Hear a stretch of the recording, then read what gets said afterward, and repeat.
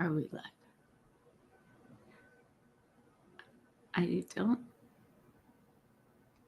I think we might be live. No? Well, it does appear to be. Okay. No one's here yet. Here we go. We've got a few. Hi, everyone. You're filing in slowly. This is the first time I am working on a new technology, so please forgive me. I apparently am old now. And I am just making sure I can see all the windows, my old eyes not doing so great. Oh, good. We got a good couple of people. So, I'm Stephanie Wilson. Welcome to Freedom Over Fascism Live. And I have Melissa Corrigan with me. You probably already know her, but I'm going to kind of set it up anyway. Happy first for everybody, Melissa and all the other veterans out there. Happy Veterans Day. So Melissa is the publisher of Counter Story Media on Substack. She's a Navy veteran, a freelance writer and thought sharer and philosopher. She explores the themes of parenting, political ideologies, life as an adoptee, and LGBT allyship and family. She's recently been covering the surveillance state and the cameras that enable it, ongoing protests in DC, the naval buildup in the Caribbean, the NDAA, and the debacle of whatever night it was. 2 nights ago, last night, I don't know. Time doesn't mean anything. Yes. So, and as you all know, today is Veterans Day, when we honor service members alive or dead. Memorial Day is for the all dead ones. It began as Armistice Day, commemorating the armistice of First World War, which was signed on the 11th hour of the 11th day of the 11th month in 1918. And the United States changed it to Veterans Day in 1954 to honor all of our service members. So before we get into all of the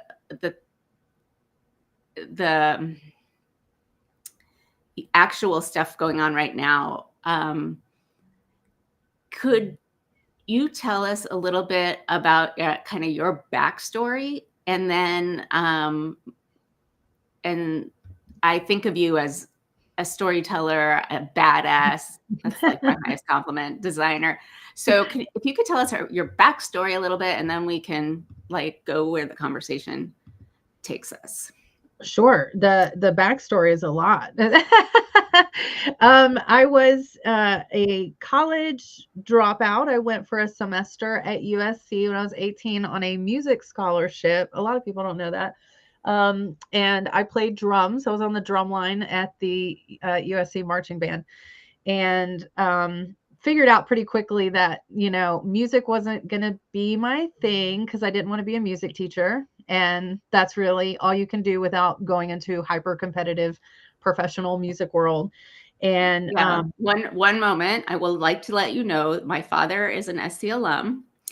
And yes, and my original middle name is Stephanie Cherish, and my brother is Scott Charles. Wow. So yes. So I am familiar with SC and the marching band. Yes. So I was taking a year off of college and 9/11 happened. So I figured, I guess this is our moment, like Pearl Harbor. So I went and enlisted, and it took actually so many people from our generation enlisted at the same time that it took a year to have a female. But I should back up and say so many women came forward and enlisted that it took me a year. I had to wait a year to even get a bed in boot camp because there were so many women that had enlisted. Right. Wow. So I was put into a sort of holding program where we were supposed to behave ourselves and work out and exercise. And I didn't do any of that. I took the opportunity to drink a lot and and have fun before I went off to boot camp. But I served 5 years, 4 years in active duty Navy and 1 year in the reserves. I was so incredibly lucky that I was not deployed to a combat zone. I was on the USS Eisenhower, and then I worked for a brief amount of time at the telecommunications station, Naval Station at Naval Station Norfolk. And then I finished out my time with decomming the HC-4 Sea Stallion helicopter squadron, which was a fun process to watch how exactly the Navy decommissions a unit like that. So it was such an exciting time to be in. It was such a emotionally tumultuous time to be in, and to be involved in the war in Iraq, and to have a steadily growing awareness of what we were doing and the moral and ethical implications of a lot of what we were doing. And that kind of led directly into a lifetime of activism work when I met a wonderful young woman on my ship that was openly gay, and no one gave a shit about that. She was an E5, very decorated, one of our best electrician techs on board. And we got a chief that began harassing her. And because this was in the era of don't ask, don't tell, she had no one to go tell. She couldn't, report this guy for harassing her specifically on the basis of her sexuality. And so one day she went home for, I think, Thanksgiving it was, and just didn't come back. And I watched her throw her entire career away over one person. And I was absolutely livid. And so I began working then sort of under the radar, because we're not supposed to do that when you're active duty. But I began working with organizations that were working to overthrow Don't Ask, Don't Tell. And so I threw myself into that as soon as I got out, and was super excited for us to achieve that. And that was a remarkable, and that rolled into working on marriage equality, which rolled into working with Occupy, which rolled into Black Lives Matter. And here we are. Wow. That's great. And so take me from Black Lives Matter to now. Were you always writing and investigating? Were you on and off through the years? I was a single mom for 6 years there, and didn't have a whole lot of time to invest in stuff like that, and definitely had to prioritize my day job. But I started working with the Examiner. I was the Charlotte Examiner. So I reported on Occupy. That was my first time actually covering from a journalistic standpoint, which was a learning lesson. Also, I learned a lot about how to cover stuff like that, and how to present when you're an activist at heart but acting in a journalistic role, how to present things and fight your bias. And I had a lot of use your values. I mean, that's important. Right. So during Black Lives Matter, a lot of stuff I did was behind the scenes, because I had a baby at home. I had just had my daughter, and so my best friend was out in the streets and doing that. And so I supported her fully, and worked with a lot of organizations behind the scenes on organizing and stuff like that, not so much on the forefront of it. But through the years, I mean, I've taken my kids. My son's first protest he went to at 6, and he's trans. So at that time, he presented as a girl, and he had a tiny little armband that said "My Body, My Choice," that he still got in his scrapbook. And we went to the State House in Virginia, and it was a silent protest. So we all stood silently as they were discussing reproductive legislation about reproductive health care. And it was, from that moment, he has been aware of the powers that sort of shape his existence. And obviously through his transition, that became even more astute and pronounced to him in how much people way above his head and way above any of our heads control the quality of our life and the real freedoms that we're able to exercise. So now all my kids are incredibly politically active, and I have been accused by various relatives of theirs of radicalizing them, but I don't think it's radical to simply exercise your constitutional rights. None of my kids are out here being violent or storming the streets or anything like that. So yeah, so I patriotism. think It's not radicalization. Yeah, I like to present them their options. I don't force them to do anything with me. There were many years through their early teenage years where everything your parent does is not cool. So the activism was not cool. So they came around. So now some of my kids are like more politically active than I am at this point in terms of going out and being in the streets and everything. Well, that's pretty exciting because mine has just said that he wants to learn a little news. And when I talk about stuff at the dinner table, he does not want to talk about it because he wants to be sheltered. We're in Massachusetts, so he gets to be sheltered. And he just like, when I went to No Kings, he's like, "You're not making me go, are you?" I was like, "You will get there when you get there." And the funny thing is, like, all his friends are trans, almost. Like, he's at a school where so many people are trans. It's kind of odd. In proportions, not odd being trans. I want to make that clear. So you managed to raise activists, which is awesome. And so I wanted to talk to you about some of the things that you've been reporting on, because maybe most of the people here know, but a lot more people will listen to this on audio podcast. A couple of things that you've recently been reporting on, I think, is absolutely not known widely. And one of those is the surveillance state, the flock cameras. Right. And one is how much buildup we have in the Caribbean. Yes. Yes. So which would you like to tell us about first? Well, I'll talk about flock because it's right here. And I thought it was pretty cool. I literally just caught the tail end of a podcast out of Denver.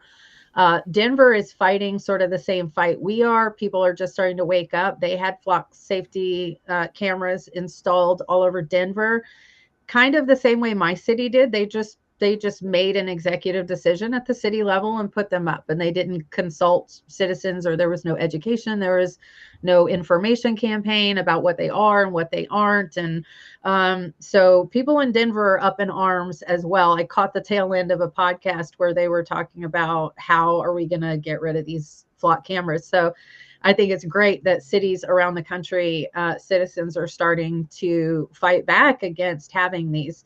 So Flock Safety is a vendor. They call themselves a vendor. I feel like they're a little bit more, but they make the automated license plate reader cameras. And the way that they're different than past vendors that have sold to law enforcement is that they have a dashboard. So in the past, vendors would sell you your camera and you would have access to that information, and that was it. It was just a vendor selling cameras. But Flock is not quite that. And Peter Thiel likes Flock. There's a little bit of a connection there. He was part of the Founders Fund that was the think tank that incubated Flock, and he expressed a very keen interest in flock safety. And I'm not sure, it's not public knowledge what happened over the course of that incubator, but Peter Thiel was asked to leave. And since then, he's retained a really keen interest in the company, albeit from a little bit a touch removed. But Flock Safety has a dashboard called Nova, and that dashboard is capable of plugging in tons of different streams of information. They can plug in, um, they can plug in the regular security cameras. They can plug in other types of cameras that are owned by law enforcement, like the body cams or the dash cams in their vehicles. And they have the capability to add other types of data, including and up to your social media profile. So Flock likes to sell themselves as, hey, we're just a vendor selling license plates. I don't know what a social media profile has to do with a license plate. So clearly, they are building out and working on the sort of an all-in-one dashboard where eventually law enforcement or any interested party, because these cameras are also sold to HOAs and other private individuals and companies. But they're working on a dashboard where you will be able to pull up a complete profile on someone, including down to their social media profile, which, if you know anything about, the People's Republic of China, they like their social scores for individuals. So this is exactly the type of framework and software that leads to that inevitable conclusion. So this networked system of cameras and social media profiles and body cams, and that all links up, and somebody we don't know who is watching to... Part of the issue with the rollout of it is, like here in Norfolk, what the lawsuit is about is, for instance, I found out about these cameras when I pulled out of my neighborhood and there was one there, and it just appeared overnight. There was no notice. I am someone that reads our local news and pays attention to local news and city council and like everything, and they just appeared. It was just an executive decision on the part of the police chief that was co-signed by our city council, and they just went ahead with it without informing, and not just informing the citizens. They did not have a data policy or plan in place when implementing the use of the cameras, which just by IT standards is insane. It's inappropriate. It's really crazy to just start that process without a data plan in place. So there were about 6 weeks that we know of for sure where at least 6 law enforcement officers accessed those cameras with absolutely no guardrails whatsoever. There was no policy, no plan, no anything. And since then, the lawsuit has exposed in discovery, because then again, Flock wants to say, we're just a vendor and we don't keep information. And the state law says that you can only keep that data for 30 days. So the attorney demanded in discovery to see how many times the plaintiffs were tracked. And when that came back, one was tracked over 500 times and one was tracked over 800 times. And the kicker is they were able to provide that information to the court, and it went well beyond 30 days. So how did you have the information if you're dumping it at 30 days? So it's kind of like they immediately exposed that they're not following the state law. It was just passed in July.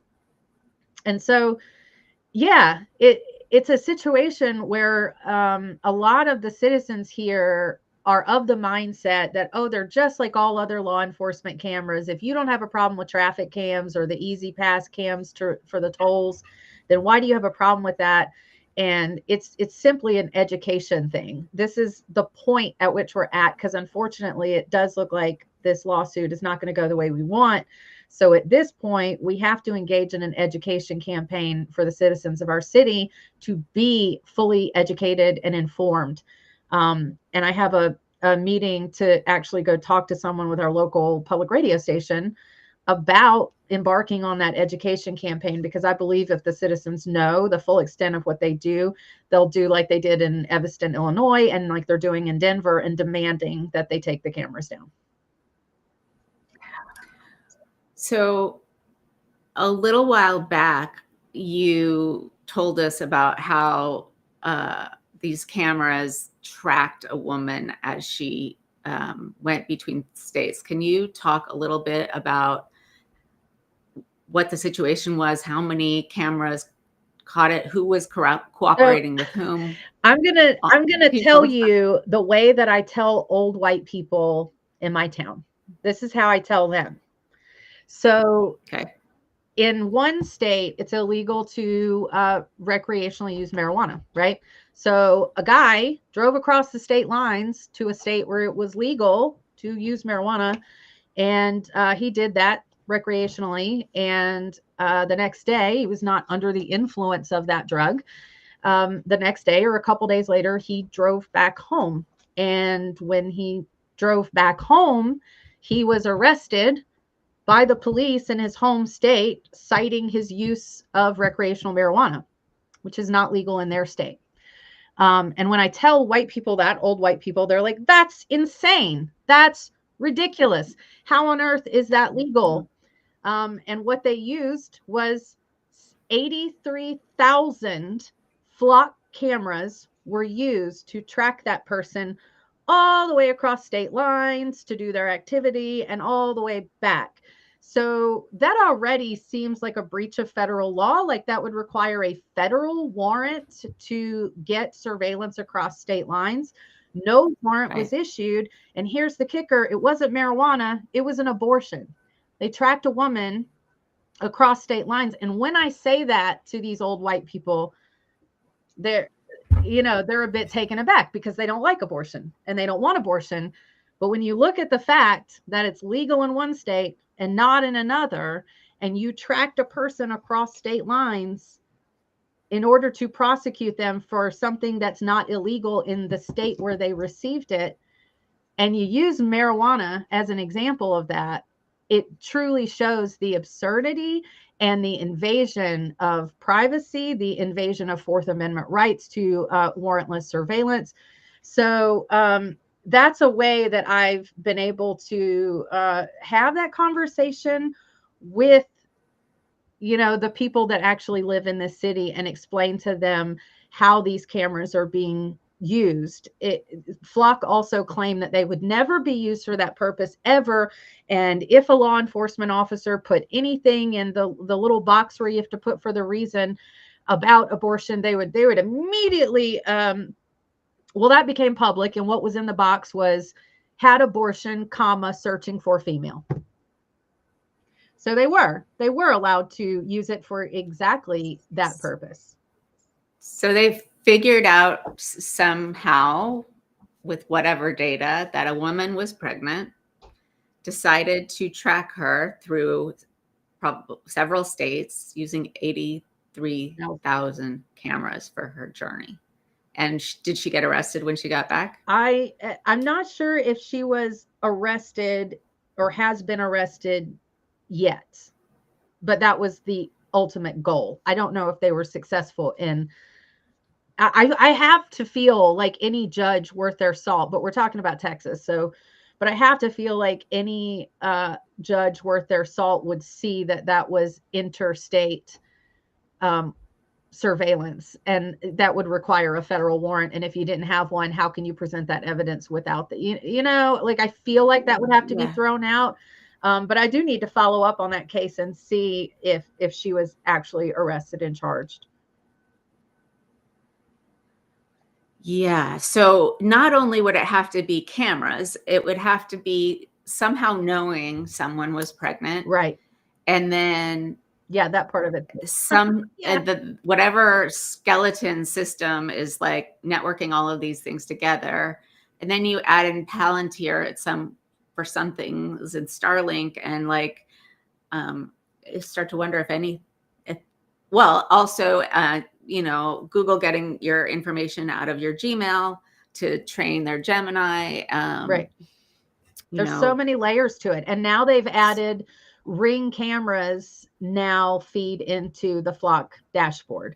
So this really, really pissed me off. And I got into a rant about it the other day on the internet, and I won't do that again. But what irritates me, I bet you I can get you into a rant about something today. But what irritated that is such a because I've been very cautious about the monitoring on me and my family, especially with like what I write about and everything. And when they added Ring cameras, it was so like a punch in the gut, because our neighbor directly across the street is a Trumper and has a Ring camera pointed at my front door.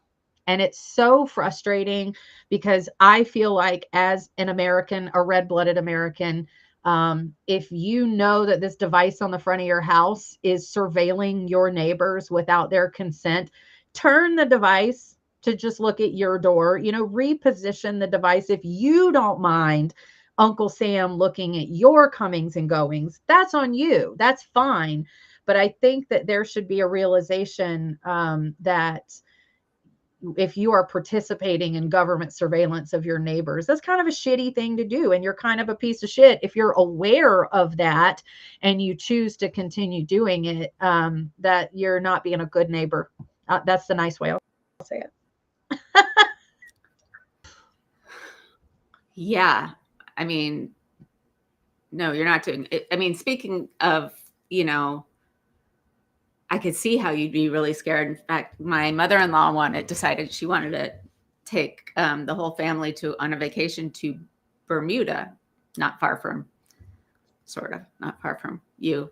And I was like, really? Do I really want to leave the country now? Yeah. I'm public. What's going to happen? So this leads me to, so she decided on the U.S. Virgin Islands, which are in the Caribbean. And it's not for sure yet, but I know there's a lot more going on in the Caribbean than just people hanging out at resorts. Yes, that's a good segue to our next island. I wasn't planning that segue, but that's a good one, because now there are 18 of our Navy ships somehow parked in the Caribbean over the holidays. So somebody, was it Morgan, said that they entered Venezuelan waters? Oh, did they? I'm going back in the chat. I'm trying so hard to keep up with everything, and it's since January, it's just a constant fire hose of headlines and information. So I saw a good headline this morning. I saw that ICE is being withdrawn from parts of Chicago. So that's a good thing. That's something to celebrate. But no, I hadn't seen that we had entered Venezuelan waters, although I'm not surprised. Right. First, if you could, I know when you were on with Nick last week, you went through all of the ships and the numbers of troops, sailors, Marines on the ships. Right. So can you just give the number of ships and the number of 18 ships, service members, and 15,100 service members. And part of the most interesting part of that is first of all, they pulled the Ford strike group. That's not just the Ford, that's the entire strike group, which is 11 ships, I believe. So now we don't have that presence in the Med. They pulled them from their Med cruise. A Med cruise is something where we continuously have a presence there. It's sort of a thing when you join the Navy. If you get assigned to an aircraft carrier or one of its strike group ships, you're going to do a Med cruise. It's something that we continuously keep a presence in that area. And so that's the first sort of alarming thing, is to pull the entire strike group from the Med. So now that leaves a vacuum there. And then pulling them down to the Caribbean. Well, they're being pulled to what's called the Southcom area. So the Southcom covers Central America, South America, and the Caribbean. They are all sort of cloistered in the Caribbean right now, just north of Venezuela. And the other interesting and curious thing is that there are several amphib ships that carry Marines. Now, none of us are going to know for sure if there are Marines on board. I have a source in the DoD that does say there are Marines on board at least one of those ships. So why are we carrying Marines? Because I was in the Navy and we were on a ship that occasionally carried Marines, but we only carried Marines when they needed to go somewhere. We're like an Uber for Marines when they have to go somewhere. So it's really not normal or typical to have Marines on board an amphib ship if they're not serving a purpose and not about to go somewhere. So I found that. And Marines are generally the first strike force. Correct. As well as there's another ship, I won't give the name of it because for OPSEC, but it is essentially a ship that the Navy owns that looks like a cargo ship. It's sort of a covert ship. It looks like a cargo ship, and it carries 150 special ops forces, and that ship is there. So it's all the pieces look as if they are planning a ground invasion backed by the Navy. Right. And the admiral in charge of, or the general, I think it was admiral, resigned a couple last month too, didn't he? So in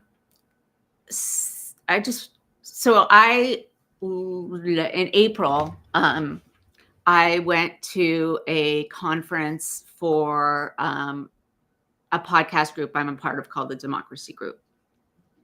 And they basically just had us meeting each other, and they brought in a few guests to talk to us. And one of the guests was Ben Rhodes, who was Obama's advisor in various capacities, but mostly for national security, at least toward the end. And I got to be one of a couple people who were interviewing him. And it's on my Substack if you want to go find it. He thought I mentioned something about, what he thought the lengths that this regime was going to go to internationally. And he said, with all of the conversation around Greenland at that point, Venezuela hadn't even entered the picture. He would be very surprised if we didn't invade someone somewhere because Trump wants to expand the United States. Right.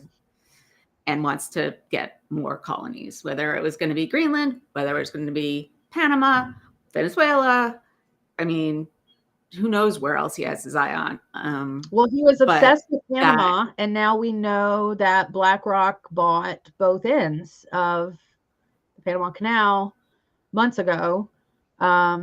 So it's crazy to think about how much has happened in 11 months. And then when you put together all these different pieces, I don't think he was successful in Greenland because the Greenland people told him to go fuck himself. And they were absolutely not going to take that. Same with Canada becoming the 51st state. So he's turning his attention to South America, where America has constantly over the years, meddled and done their little dirty deeds to extract whatever we wanted and then left governments in turmoil. So he's turning right back to that same old tired shit of using with the bonus of oil. Right. And using South American countries that have instability in their government right now that provides a weakness for him to exploit. And it just enrages me that there are men and women sitting on these Navy ships away from their families for the holiday with no idea of when this is going to end or what their purpose is there, because that feels very Iraqi to me. That feels like the Iraq war all over again. And I'm willing to bet if you went even older than me and asked a Vietnam vet, they would say the same fucking thing. This is the same old tired thing that they use our young men and women to play these little games at. Right now, it just happens to be their own personal game of battleship. So we're going to put all of our ships out and see what happens. And these are American citizens that are just sitting there for an indeterminate amount of time, don't know what goes on. And like I said, when they did that to us with Iraq, it is extremely demoralizing to not know when you're coming home, what you're doing, what the purpose of you being there is, particularly a little later in the game when we started realizing there weren't weapons of mass destruction. we were lied to. What did we do under the guise of lies? Yeah. Right. So I have to think that there are a lot of people on those. I know I have a couple of contacts in the DOD who are relaying that sort of thing, and the morale is shitty and people are pissed and they don't know what they're doing. There's weird stuff going on, like being asked to sign NDAs. If you're in a position on a ship to see something that will require an NDA, you already have a security clearance, and that's a standing NDA. So Right. signing an additional NDA on top of that. Somebody asked in the CIA false flag situation. I believe it. Maybe I'm a conspiracy theorist, but I fully fucking believe it. The Venezuelan president said he's claimed that they have taken some CIA operatives in custody and has claimed that there was going to be a false flag attack on the Gravely. And there's a couple reasons why I'm not super opposed to that theory or that claim. And that is, I'm starting to have lots of questions in my mind about the USS Cole. The USS Cole happened October 12th of 2000, and a small fishing boat pulled up alongside and blasted a hole in the side, killing 17 sailors and injuring, I think, 38 more. And I have to say, all of that sounds pretty clinical and history and dry, but when you're in the Navy and something like that happens and there's a breach in the hull, you have to act within seconds. And we have lots of drills to practice this. But what that means is if your shipmate is down in that hole injured, you have to close them in. You have to close the hatch to prevent any more flooding of the space. And so what those young men and women went through that day, it's not just 17 guys died and 38 didn't.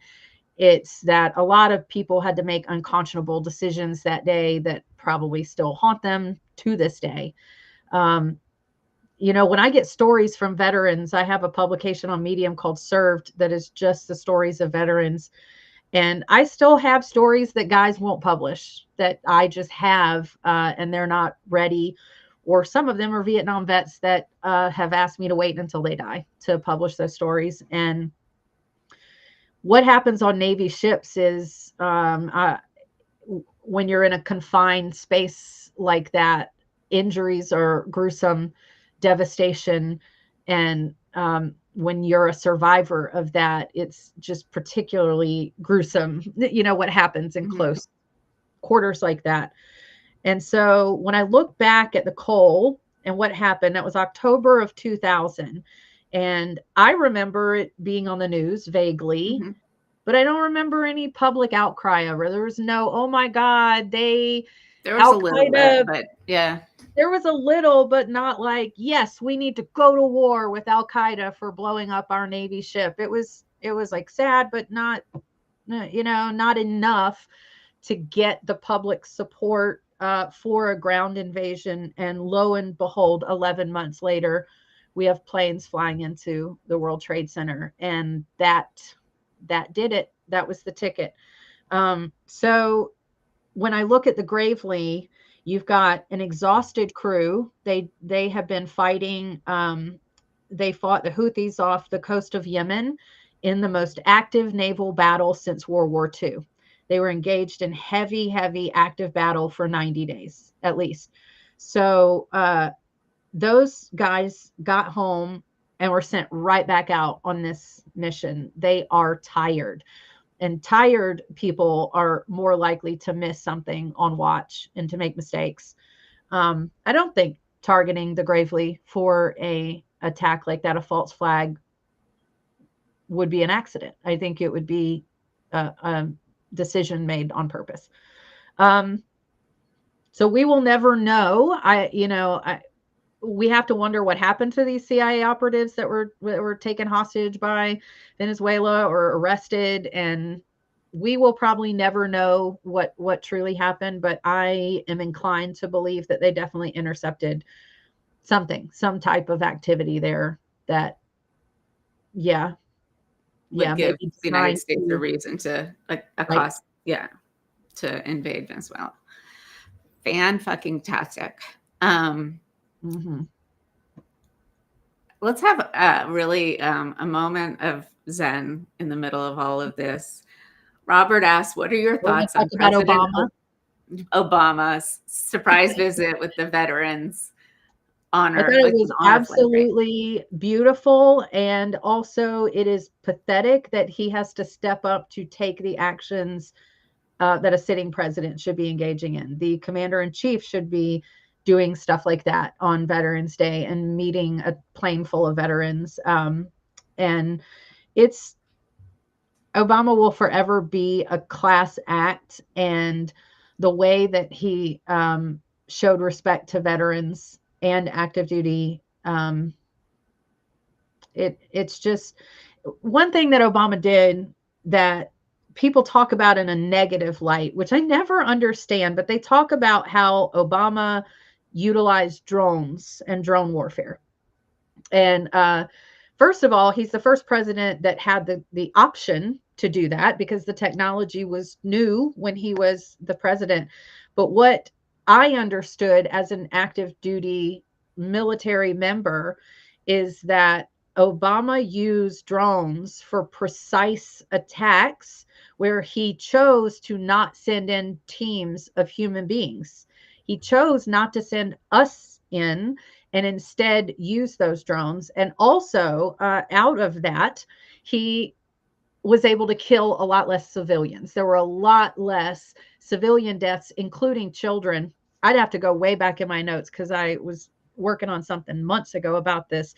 But I remember looking at the number of civilians killed under Bush and under Obama, and it dropped drastically because drone warfare is extremely precise and strategic, and you can avoid civilian casualties and you can avoid military casualties on our end by using them.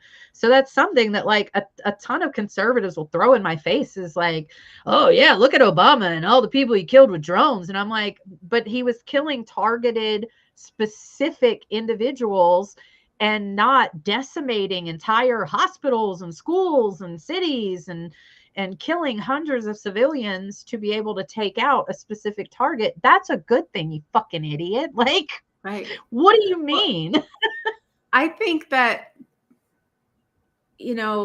because of just the popular culture and movies about being a soldier and or Apocalypse Now to Saving Private Ryan, all of those, besides the ones before that were like really, really, really glorifying war. I don't think your average civilian has any clue what an urban war looks like, Right. and how many people get killed and how many buildings get flattened. We see some of that footage of that in Ukraine. We see that in Gaza. We did that in Iraq. And I think we finally realized war not good, but only some of us, because Right. Trump is not in the war not good camp.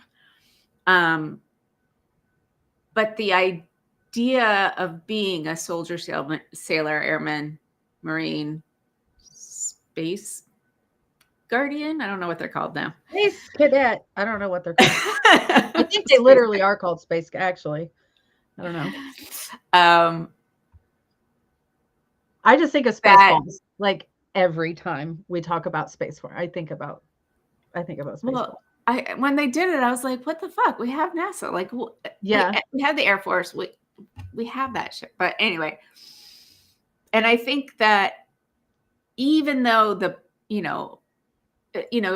popular culture, but the movies or books is raw, going all the way back to Al Qaeda on the Western Front about World War I, there's still enough of an element of like heroism that people think, oh, well, these here, yes, all the people who fight our wars are heroes, including you and Nick and all the people that we know of, and I'm sorry, I can't name it, everybody, my dad too.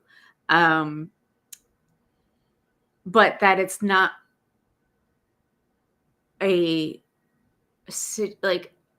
it would be much better not to have a war in the first place than to have people Yes. have to be heroes and live with whatever they had to do Right. to earn that. And you reach those moments there where, like I said, I was so incredibly lucky that I was never in the combat zone, but a couple of times I was in support units, and one of my friends got sent. So for a while there, around 2005, 6, the Army started running low on people. So they weren't getting the enlistment that they needed. So they started pulling from the Navy. So they would put up lists on the mess decks, and it was a lottery. And if you were married or had a kid, you weren't in it. But if you were single, and you weren't like mission critical to the ship, you were going in the lottery. So a friend of mine got pulled, and she went into Baghdad for 9 months. And when she came back, she had a big gnarly scar on her neck. And you never want to be that one to be like, oh my God, what happened to you? And so it took her a couple days, but she said that a child shot her, and she had to shoot him, or he was going to kill her. He was going to shoot her again. How do you live with that in that space? And when you talk about urban warfare in especially in countries that have been engaged in warfare either domestically or with their neighbors for hundreds, if not thousands of years, honestly, these kids are built different. You know what I mean? Well, a lot of these kids are whether ideologically trained or just trained through the life that they've had to live to be fighters like that. And for her, a white girl from Kansas, I think she was from.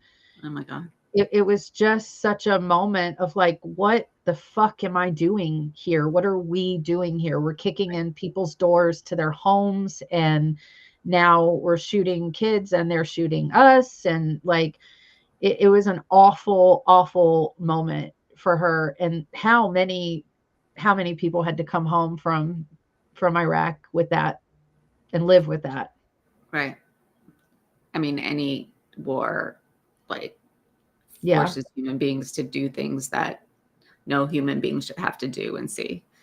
Right. And there was something so different about World War II, and you had the GI Joes who fought these Nazis, sometimes hand to hand. My grandfather killed a Nazi hand to hand and field stripped him and kept all of his medals and armband in a cigar box in the attic. Wow. And that's old school warfare, you know. But he also was part of the group that freed Bergen-Belsen concentration camp. And so when you're fighting an ideology, and then you get this conclusion where you are able to free these people, it's just such a different structure as wars like Iraq and Vietnam and whatever the fuck they're trying to do in Venice. It's just such a different dynamic in terms of how you can sit with your trauma and process what you've been through if you genuinely believed you were doing the right thing and fighting for freedom and fighting for people's freedom and fighting to save a group of people who are being systemically eradicated, versus our country wants us to go protect this oil reserve. Right. That's, you know, and then you have to live with what you did to protect somebody's oil. Yeah. Yeah. Let's see what we can do to wrap this up in a semi-positive manner. Okay, the elections and nothing after that.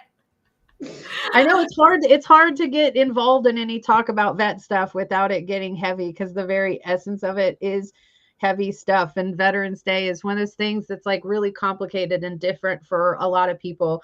A lot of people like to go out and, you know, get their free stuff, get their free cup of coffee and free lunch at what's the place that does it? Some burger place. And that's cool. Like it, absolutely. And some people just stay at home all day and would prefer to not talk or be talked to. And yeah, so everybody kind of handles it differently. I wrote a piece on Medium that I think I've brought over to Substack about the concept of being told thank you for your service, and how for some of us it feels like, well, I'm not veteran-y enough because I wasn't on the front lines. And then you have guys that were on the front lines that are like, I don't thank me for what I did. That what I did was horrible. So it's a real complicated type of feeling on Veterans Day. And then it gets frustrating seeing politicians and entities and corporations just exploit it. And, you know, they love to exploit a veteran. So today is kind of all over the place, like mattresses on sale and like, right. Okay. That's kind of weird and weird. And kind of gross. Like give us healthcare and give us mental health care. So for example, on my local next door, there's chatter about before I got kicked off, I saw the chatter. I have another 30-day ban. But there's a guy a couple neighborhoods over that's riding a golf cart around the neighborhood and yelling obscenities at people. And ultimately, through the conversation, his sister got on and said he's a combat veteran that was kicked off all of his mental health care, his medication and his therapy. And he's losing it. Like he's losing it. And we're watching this in real time. And then you've got, you know, these heartless people in the neighborhood. They're like, I don't care if he drives through my yard, I'm going to shoot him.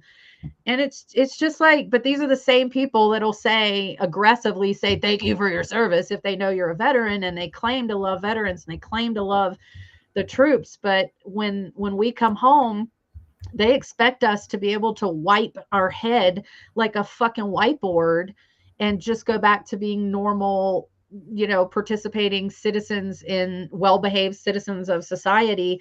And so if there's anything, if you ever want to say thank a veteran, then do it through your congressman and senator and tell them to restore the mental health care for veterans and restore funding to the VA so that these guys can get the help they need.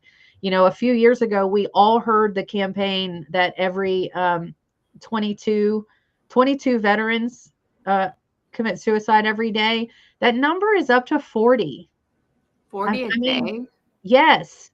So this is not, I just found that out a couple days ago, that it is skyrocketing since the mental health care has been cut off through the VA.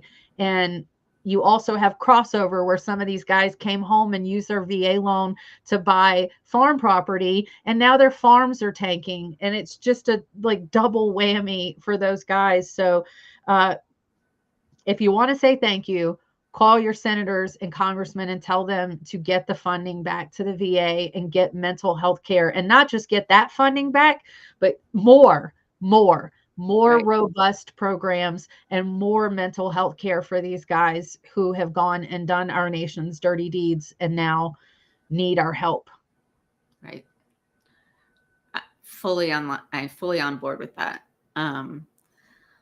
So I want to wrap it up and give you a chance to talk about your stuff and talk about, you know, what I have coming up. I do want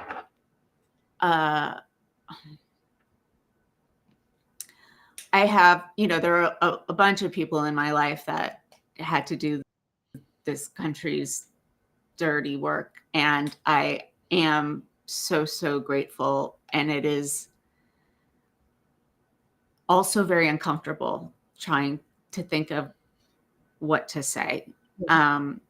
So actually, I think what you just said is really valuable, because you know, not every single war in history, but throughout history, countries use particularly poor and marginalized people to go fight their wars, be cannon fodder, literally. Yes. they come home and there aren't any jobs because people have taken them, and they don't have a place to. I mean, this is not recent. It is all the way back in our history, in England's history. A lot of the Industrial Revolution violence was because there are men coming back from war that had nothing to do with themselves and were acculturated into violence. So that does not do good things. Yeah, I will say that NPR ran a great piece today on veterans who have been incarcerated and what that looks like for their journey when they're asked to go do these things, and then they come home and they have mental health issues, and then they're locked up for that, and then they don't get any help in prison. So yeah, that was, if you get a chance to go back and listen to the spot they did on NPR today, that was a pretty profound listen. Yeah, I will do that. I want to thank you for everything that you and your friends and anybody that you know in Virginia did to capture so many seats in the assembly, you call it? I can't remember. And get Spanberger elected, and all of you out there who did anything to help us win so much on Tuesday. I don't really want to go into what happened after Tuesday because there's no time and space for that right now, but we'll have plenty of time to talk about that later. So I know that you're in Virginia, and Virginia just kicked ass with a whole lot of badass people like you, some of whom I know, some of whom I've just heard about. And so I want to thank you very much for that. And you will soon learn what a difference it makes to live in a place with a Democratic governor. Yes. I actually want to try to get Maura Healey, the governor of Massachusetts, on here. We'll see whether I manage or not. You should. I don't know. I'm going to try. So do you want to tell people, Melissa, where I'm going to put up your QR code if I can figure out how to do it. And you can, all right, it's not there. Why is it not there? Okay, hold on. I'm going to drop a link in the chat. Yeah, drop a link because oh, there you are. $4 forever. Okay, so that's the one way to do it, and then there's another way to do it. Nick showed me the two ways to do it, and I don't remember. Thursday, figuring out the restream stuff. Yeah. So okay, I'll tell everybody about that now. I'm going to be doing a new show on Thursday nights with Shane Urich from the Firebrand Project, and I'm super excited about that because he's a ranter and I'm a ranter, and so we are starting a new show on Thursday nights at 7 Eastern called the Rant Act. So what we're going to do is we're going to rant, and then we're going to give you some action items, and we may actually do those live. Like, everybody pull out your phone. That's been something that I've just yapped about forever and ever and ever. And Shane gets on here and gets people to do these mass actions. And the cool thing is, when I was in DC for the rally last Wednesday, I've always thought that should be done at political rallies, that you should get everybody there. Some people do that. To pick out your phone. So last Wednesday, they had everybody take out their phone and call this senator at the same time, crash the senatorial phone lines. It was great. So that's what we're going to do. We're going to be giving you something to do. Maybe we'll do it live together and, have fun with it. But so paid subscriptions always help. I have so much going on. Counterstory Media is now an official partner with Refuse Fascism. So I'm going to be going at least once a month, maybe twice, and covering whatever march, rally, big event they have going on that month. If you're not familiar with Refuse Fascism, they kicked off on this past Wednesday a sustained presence in DC. It's not like Occupy. They're not doing tents and sleeping there, but every single day they have action. So if you come to DC, there will be something for you to participate in every single day, whether it's in Congress, in front of the Supreme Court, marches. Weekends are obviously absolutely lit. A lot more marches and stuff going on. If you're into that type of music, Dropkick Murphys is playing November 22nd on the National Mall, a big political rally. So I'll be there if you want to come. So this is an exciting time to be able to exercise my oath in new and different and exciting and interesting ways. And we took an oath to protect our Constitution from all enemies, foreign and domestic. And it sucks that right now it's domestic, but I have been so emboldened and encouraged and just excited by the work I've seen done here on Substack and on the ground around the country, and especially in DC. There's so much frenetic energy happening that I don't know if this regime stands a chance for much longer. The American people are rising up in our way that we do. So rise up. Rise up. Somebody asked about mine. So everybody, make sure that you subscribe to Melissa, follow both of us. Both of us are trying to do this. So that's my code. It's also freedomoverfascism.us. And I'm putting that in the chat.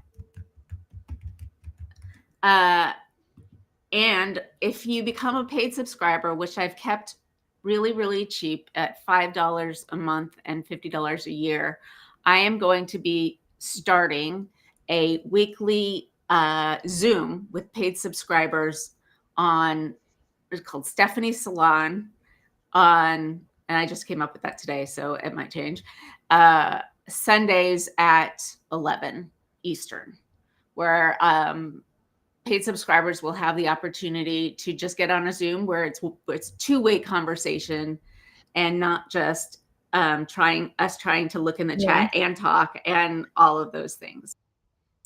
So, Melissa, thank you so much for coming on. And thank you. I love this. We did great. Look, it didn't crash or nothing. We did great. We're like old ladies with the technology for the first time on music, and we're gonna use it for the first time this week. And yet we're not. We did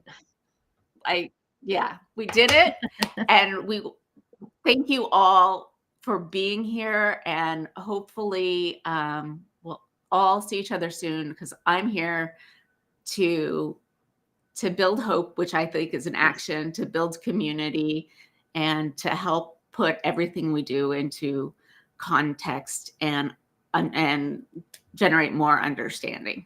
So thank you so much. Thank you.